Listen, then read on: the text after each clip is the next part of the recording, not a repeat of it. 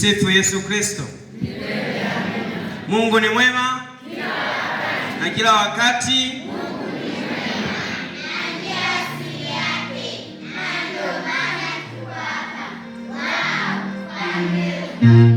Naijua hiyo. Basi kwa niaba ya wazawa parokia ya Ulete, nipende kuchukua nafasi hii kwanza kumshukuru Mwenyezi Mungu kwa yote ambayo anaendelea kutukirimia katika parokia yetu ya Ulete. Na hatimaye leo tunawashangilia mashemasi wetu wawili. Hakika ni neema na tunatambua ni upendo ambao anatujalia sisi wana Ulete.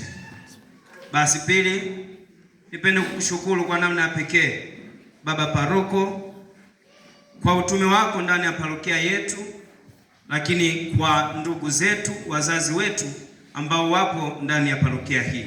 Tunasema asante sana kwa moyo wako wa kibaba. Basi na sisi tunajisikia faraja kwamba ndugu zetu hawa wanaendelea kupata huduma licha ya kwamba sisi wenyewe tulio mapadre tuko mbali, lakini tunaamini kwamba ndugu zetu wanahudumiwa kiroho. Tunasema asante sana na Mungu mwema kutie nguvu katika utume wako. Kwenu mashemasi, sisi kama wazawa wa parokia tunawategemea. Tunatamani miezi kadhaa ijayo tuwe na jambo letu. Hivyo mna kila sababu kama walivyosema mababa wengine kwamba iweni wanyenyekevu, watii, wenye busara, mkisikiliza sana, mkizungumza kidogo, ili muweze kufikia pale mnapopatamana. Tunawatakieni kila lililo jema katika kumalizia mkia huo uliobaki. Mkikumbuka unanuka lakini. Nawashukuruni sana waamini wote ambao mmeshiriki siku hii ya leo.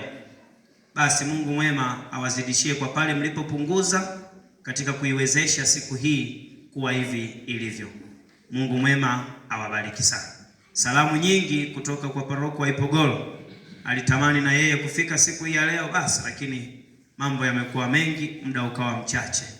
Akanituma kuja kuwakilisha. Basi anawasalimu sana na anawatakieni yote mema. Asanteni sana, iweni na siku njema. Asante.